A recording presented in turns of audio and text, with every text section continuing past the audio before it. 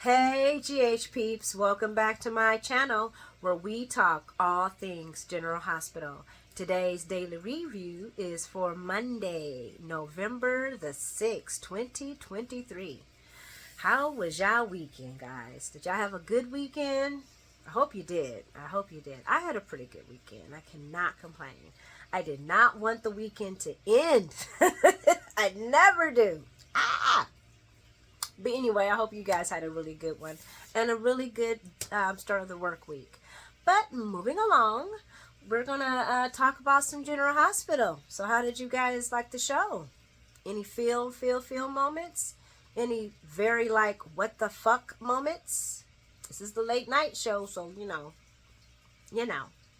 Well, I guess it's not too late, but you know what I mean. I had some. Like I don't know. I think I want to. I know Valentine. Right now, he's in shock. His daughter's shot. So he's just looking to blame, looking to not even looking. He's just working on my baby shot. Otherwise, I just want to slap the crap out of him. You know what I'm saying? Because he's is the beginner of all of this madness. And so some of his responses, like when Anna was trying to speak to him at the hospital, you know, he's in shock. Anna's in shock. I just want to say right now, I love me some Anna Devane, honey. Her performance today, the actor killed that. She killed it. She killed it. She killed it. She killed it out the block. Not like she killed Charlotte, but the whole entire performance was just phenomenal. It was touching. It moved me. It really did. But let's talk about it, guys. Let's get into the whole escapade of all things. So it starts off with the fizzness at the hospital. They're getting their little fizzy fizz on, having talks of maple syrups and all that good stuff and sugar highs. And Liz says the no-no word, and that is quiet. You never, ever say quiet at the hospital or the clinic. I know this because I used to work at a clinic, and I had made that same mistake, and everybody froze and looked at me like, you never say that. You never, ever say that, because that's like the jinx word. And sure enough, as soon as I said it, and everybody's like, you never just ever don't, don't ever do it again. And everyone's like, Trey said the Q word. The phone started blowing up. And yes, it went crazy. Yes, it went crazy. But that is a big no-no. And Finn gave her an accurate description of how the Q word can blow up a whole night and why he doesn't like the OBGYN. But thankfully, he was with a woman who had 4 kids, so she knew what to do. My mom had 7, and the last one, she waited up until my sister was on her way almost there. Literally, drove herself to the hospital, admitted herself. Yes. She waited, and but so after, so many, you know what to do. But moving along, Drew is really back, y'all. I'm sorry, I don't know. I mean, yay, Drew's out, yay. Drew's out, y'all, and he's not sure why. But Carly breaks it down to him, but he does tell her, like they said, that he just said you're released. I don't know how this all happened. I don't know how this all started. And Carly gives him the complete rundown of how she got Alexis and them, and they found all this information about Judgy Kim, and this guy that worked walked into her, her restaurant, told her the info about him taking flights and all that good stuff, and round it all about he's back. He's back, and he's gonna go see Scout tomorrow, because he misses her like crazy, because Carly did tell him about the party that night and how Scott was there, and she was a little scarecrow, and she was adorable. Scott is an adorable little girl. And he's like, oh yeah, I gotta see my girl tomorrow. And let me see, what else did they talk about, because it was really kind of boring. And I'm like, man, I hope they give him a good storyline, because blah blah blah blah. And Carly does take full responsibility for what happened, and she says, she's like, you're there because of me, So for people, I know I'm a Carly fan, and I'm gonna be like, her, Trey, fuck Carly, and I feel you, cause fuck her sometime too. She be on her bullshit, she really do. Carly be on her bullshit. But she admitted to it. She that you were in there behind me. This is all me. So I had to make sure I got you out of there. I had to do something to save you. And he was like, oh, you're my hero. Please give them an interesting story. And I think this is Carly. Would this be, Jax was kind of good, but Jax had a dirty side to him. Not dirty as in physique, but Jax had his ways. You know what I'm saying? He wasn't always Mr. Good Guy. He just pretended. He just didn't do anything criminal. You feel me? But he had no problem taking over companies, all kinds of stuff. He had no problem with that, and messing around. But anyway, moving along. Drew is probably her first real good guy. Y'all let me know in the comments, because I don't remember Carly ever having a good guy. And if she did, if you want to talk about Dr. Tony Jones, we can't use him because he cheated. He was married to her mother, so he wasn't too great. You gotta sleep with your daughter. I don't care. Ain't no seduction. No, I was a grown ass man. You got it. Two to tango. Two to tango. I don't want to hear that stuff about, she seduced him. That sounds like the back in the days when they were burning witches. Anyway, moving along. Yes, I compared it. So y'all let me know if she ever had a good guy. But I think this is her first good guy she's had. And that also makes me wonder how long that's gonna last, because Carly and a good guy? Boring. Hope to give him a story soon, or it's gonna be another snoozer. So they have milkshakes, and you know what they about to go do. They about to go, let's get it on. And he's talking about how comfortable her bed is. Drew, go get your own place. Don't he have his own? Oh, he says at the Quarterman. Everybody says at the Quarterman. I guess you can't lay up there with him there. So yeah, they're headed to Carly's to let's get it on. And while Carly's going to grab her coat, Drew stands up and winces in pain. So I don't think Drew should be doing anything. And if he did, he probably just going to lay there in pain while she's getting it on, because you stood up, bro, and you had to sit back down. It makes me wonder what's going on with that. Anyway, moving along, we go back to I guess the Falconary residence plus Sam.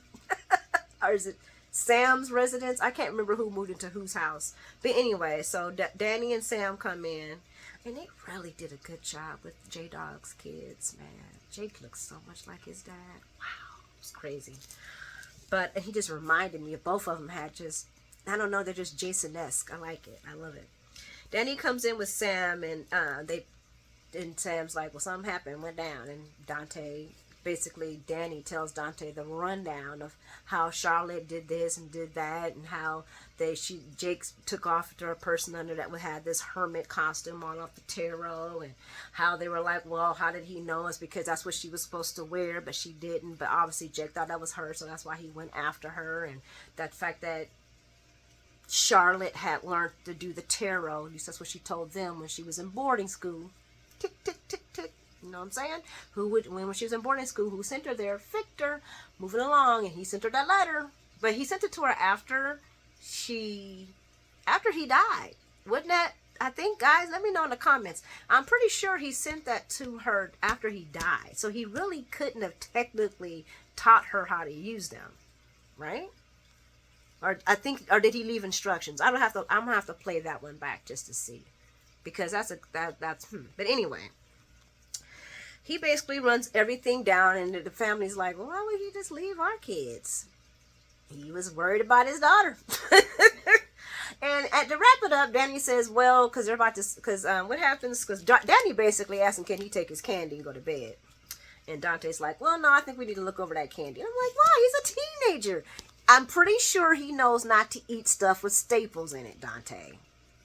Y'all let me know what y'all think. How long were y'all checking y'all kids' candy? Because I thought that was strange. And maybe I'm just, a not good parent. Because after, I want to say around that age, my kids took their candy. Now, I did take some of the candy from them, so I wouldn't have, like, sugar-high teenagers running around can't sleep. But I let them have their candy. I wasn't hoarding it. I mean, I don't need to look at your candy. He's like, I don't know, bucko. I need to check your candy. And I thought that was a little weird. Like, they're not 5. These are pretty big people. I know they know how to check candy. Anyway, I guess for drugs, That could be the only reason why they would check, because you know these people be putting all kind of stuff in candy. Now that I think about it, I don't even know if I would want my kids to go actually trick-or-treating. I heard they were giving out like gummies. I don't know anybody who want to purposely give gummies out to kids, because them things is expensive. But moving along. I lost thought. Sorry, guys. Oh, and that Charlotte also gave the idea for the area. So, I mean, with all of that, plus the further stuff we're going to talk about in a few minutes, it's been looking more like premeditated more and more and more, because Charlotte picked the area and the costume. Moving along, and she was the one who was trained in the tarot cards. But moving along, Dante is called in while they're talking, and Sam's like, "You only been on admin leave for 3 hours, and they calling you in already?" "Yeah, honey, they got a final real crime going on, and they're short staffed." So Dante, he leaves, and he's headed over to Maxie's to see about the shooting, because that's where they told the shooting at.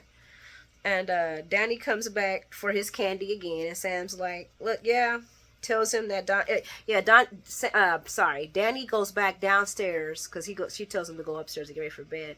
But Danny goes back downstairs, and he's like, "Hey, I was just looking for Dante. I need to get my candy." Despite all of this, I still want my sugars. And Sam lets him know that he had to be called away to work, and he should be there in the morning time for breakfast. Still wants my candy. Sam asks, is her son okay? This was actually a really good mom and son moment, and we don't get that. And I'm really hoping they give Sam her own story, a story for Sam just for herself, maybe a story with her and her kids, because they had a really beautiful conversation. She's asking him how she's doing. She's letting him know, yeah, well, Charlotte's a little mischievous, so let's just hope this is a Halloween prank that went bad. And Danny just feels really responsible. He's like, well, she listens to me, Mom, though. I could have stopped this. I could have put a stop to this. I could have done something. And she's like, who you remind me of? And he's like, Dad. And she's like, yeah, he thought he could save the world too. And look what it cost him, son. And she didn't say that, but sorry, guys. But she said he thought he could save the world too. And sweetheart, you just can't. You just can't save the world. Where were we at? Where were we at? And then he hands her a Laffy Taffy. Hand that Laffy Taffy wood. Hand that Laffy Taffy. Okay, guys. I know I'm being goofy. It's called I Haven't Ate Dinner Yet, so. I just drunk sugary stuff like coffee. Anyway. So we move along to the Esme. Okay, guys, I'm going to keep it real with you. I might not be the best person to talk about Esme, because I just totally want to drag this character. I feel like she's the most awesome person. She's really good at making you dislike her, because she's the kind of girl that we all used to go to school with that would be like, yeah, oh, I was just giving her a cute haircut after she cut off half of your hair trying to be funny. The friendly enemy. Yeah, that's Esme. So Esme tells Laura that she wants to move out because she's falling for Spencer. Shocking! And Laura's like, well, I love you because of what a wonderful mother you are. Laura, you love her because she's a wonderful mother. Then that means you should love a lot of women because they're wonderful mothers. Because if that was the only thing that gets you to love somebody, then you are phenomenal. Because you are in love with a psycho.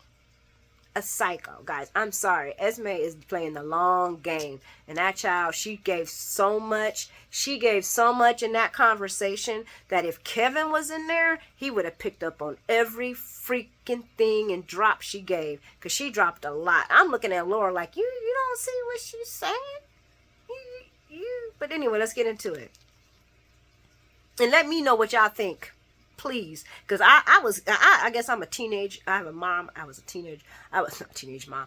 I had a teenage daughter. I had a daughter. My daughter's 29 years old. So I already know that I be picking up on cues, and maybe it's just I don't know. Let's just talk about it though. So Esme tells Laura she wants to move out because she's falling in love with Spencer. Shocking. After she tells, okay, whatever. And then Laura tells Esme that she's such a wonderful mother, and that's why she loves her. And Laura does understand the fact that they are close and the proximity of her and Spencer, that maybe feelings would arise, or maybe Laura's, because she never stopped feeling for Spencer. She's never acted like she hasn't. Not one time, guys. Look in the history. She never has. Anyway, moving along. And plus, it doesn't help the fact that Spencer's playing daddy. Another shocker. Laura should have put that in check a long time ago.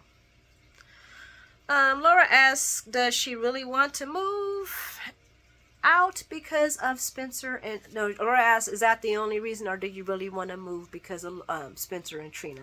Yes, Laura, that is the main reason why she wants to move. And this is right. She was given a whole bunch of little tales, but I jumped past some of that because I want to get to the big tale. And Esme, you see, I'm stuttering. Yeah, she stammered over it. She's like, well, no, I like her. She's really nice, and how she is so thoughtful of Ace. And I was just hearing, I can't stand her and her niceness, and how she's always smothering over Ace. And then she says, yes. That is the biggest part. And then what she wanted to say is because she's in the way, and Laura cut her off and saved her. I'm about to read it because I wrote that part down because I was like, So, Laura asks, does she really want to move out? Does she really want to move out due to Spencer and Trina having a relationship? And she says, yes, it's complicated. And Laura saves her and says, because of Trina. And Esme's like, yeah, she's in the way. And Laura saves her by saying, because you don't want to hurt her? No, let's rewind this because I fucked it up. Excuse my French, guys. Excuse my French. Laura asked, does she really want to move out? Does she really want to move out because of Spencer and Trina's relationship? And Esme replies back, yes, it's complicated because of Trina. Now, what does that sound like to you? Because she's in the way. It's complicated because of Trina. She wants Spencer, but it's complicated because of Trina. Now, you put that together, what does that say, ladies? Come on, Laura, catch up, Laura Lou. Laura Lou needs to catch up. I think her eyes was moving back and forth, and she had those thinking thoughts, and I'm hoping she was thinking thoughts. I can't wait to hear what she thinks when she talks to Kevin about this, because I would be a little alarmed by what she said. Because she basically said Trina's in the way, or she could get to Spencer. That's basically what she's saying. I mean, y'all let me know what y'all thought. But Laura saves her by says, oh, it's because you don't want to hurt her.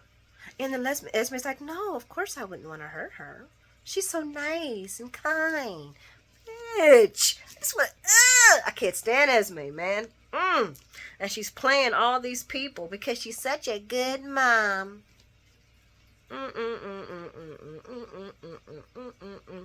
yeah, that's when she talks about how she thinks that she wouldn't, of course, do that. And then she tells, another big thing, she finally tells somebody, she tells Laura about Portia suggesting the classes that got her and Spencer closer. Oh, but for Ace, of course. Let's pay attention to the first thing what a person says, because that's what they really mean. Not the second shit. The second shit after normally a person will tell you the truth within the first couple of words, and the rest of that shit's just garbage. Unless they're a habitual liar, and then everything they say is a liar. But yeah, anyway. She was telling the truth. She wanted to be closer to Spencer. And Laura was right to ask that question. Wow. But instead of asking her, why would Portia want to help you out? She said, well, that must hurt you, knowing how you feel. Oh, no, because I'm just so happy for all the support. But me and Ace really need to leave. It's the best thing for us. And Laura agrees. Yes, it is. And she offers to pay her rent, which Esme says she'll think about. Esme going to take that. She's going to go live at Kelly's with Carly. She talked to Carly Spencer about it, so that's where she's going. And I'm really just happy that that thing is gone because whatever. Oh, but she does tell Laura the reason why she's falling for Spencer is because she walks around and she's so lonely, and Spencer's the only familiar thing to her, which makes me kind of like, why would he be the only familiar thing to you? Why would he? Shouldn't it be like, Who else was she hanging out with? Oh, I guess she really wasn't hanging out with nobody but his daddy. So I guess if Nicholas was to come home, she would definitely feel familiar with him since she was so familiar with him.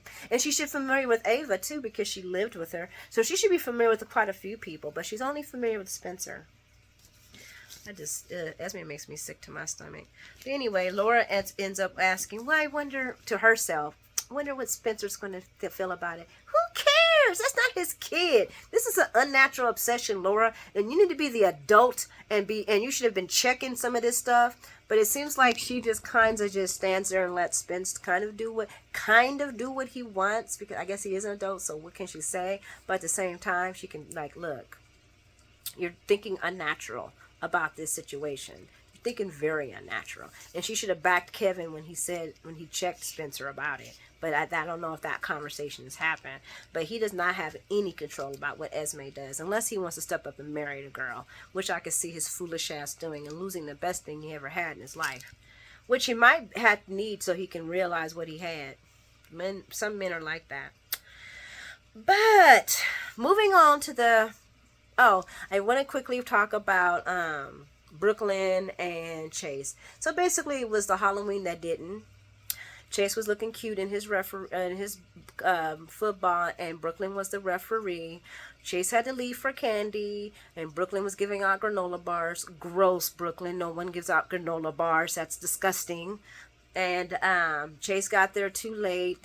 They gave some candy to some kids in the Star Wars costume because Chase thought they were so cool. Chase was thinking that maybe Brooklyn could give the stuff, the shares of deception back to Maxie, Lucy, and Sasha. Brooklyn's like, my grandma's too smart for that. She's not going to fall for that. She will either try to put herself as a main board member or some power exec so that she can stop and do whatever and could still have somewhat control. So she doesn't think that's going to work. And I think that's about it. They start kissing, candy, whatever. Yeah, they're cute. I like them, but I hope they give them something more interesting than what they got right now. Like a story together, like a crazy story together. He's a cop, she's a thing, Blaze, something fun. But anyway, let's move on to the heartbreak of all heartbreaks. And that is, it is confirmed that Anna, of course, yes, she did shoot Charlotte. And, Jake, as she walks in, Charlotte's shot. She confirms it's Charlotte. Jake's coming in. He says, Charlotte. And then she tells, Anna's in shock. I'm going to tell that right now. Anna's in complete shock. So everything she's doing now is an automatic. And she's trained, so she knows what to do. She hears Jake. She tells Jake to come, call 911. She doesn't ask any questions. Jake's asking her questions. She's not even listening to half of what anybody's saying. She's just in shock. She tells Jake to prop up little mama's legs and to start talking to her and trying to get her to keep her consciousness. Valentine walks in and says, what happened? Has anybody called 911? She says yes. That ambulance, she hears the ambulance outside. She tells Jake to go outside and wave the ambulance down, because that's a smart thing to do, guys. If you can, and you got to remember, she's in shock and she's trained. If it's hard for an untrained person to react in these type of situations, but for I understand that because I've been in this situation, not a gunshot, but I had an infant that stopped breathing and was choking. An infant, yeah. And I'm a EMT, not anymore. For the military. But anyway, I went into reaction and I started performing CPR and getting the thing unlodged and CPR and all that. And I never thought that when I was doing this, I would know when to do this or how to do this. And I always thought I would go into shock. But when you are actually a trained person, you just go into automatic no matter what's going on. You're in shock, but you're just doing what needs to be done. And Anna did which needed to be done. She had Jake take off his jacket, apply pressure to the wound. That stops the bleeding, slows it down so that she doesn't bleed out too bad. Like I said, elevate the legs. Jake was doing phenomenal. She was doing phenomenal. Go team. Dante comes in as, okay, the ambulance comes. Valentine says that he's going to go with Charlotte. He's casting looks at Anna. I really didn't care. I wanted to punch him in the eye half the time. Dante walks in. Anna finally starts to slow down. The adrenaline starts to kind of calm down. And she runs down point by point. The time she walked in opened the door, exactly everything that happened. Little Jake standing outside, even though Dante told him to leave. Said, go out there with the officer. He's listening in anyway. She goes in point by point, and the first thing she says is, I skipped through a lot of this because it was very upsetting for me to read this. I didn't like it. I discharged a weapon on a child. And she breaks down. I discharged a weapon on a child. And she says, Charlotte is a child and has never shot a child. No one I wouldn't wish that on anybody. I know I haven't. So I wouldn't wish that on anybody. But that had to be horrible. That was horrible for her. It was horrible for her. And I forgot her name because I'm too disturbed. I'm not even gonna lie. I can't remember her name right now. But she played a phenomenal role. She did her thing. Of course, I don't think I need to talk too much more about this. We all know what happened. Little Charlotte was rushed to the OR. I'm not going to say that Valentine blames Anna. He's in shock right now. We'll see how he responds later on. He was, defensive towards her, and he looked at her and said that when Jake was like, I'm sorry, sir, he was like, it's not your fault, and looked at Anna. But the backpack, guys, Dante has the backpack of Charlotte, and that's in evidence. Jake was trying to take it, but Dante was like, no, that has to go to evidence. When they find out what was in that backpack, that's probably why it says in the spoilers that Valentine's going to be horrified. Horrified.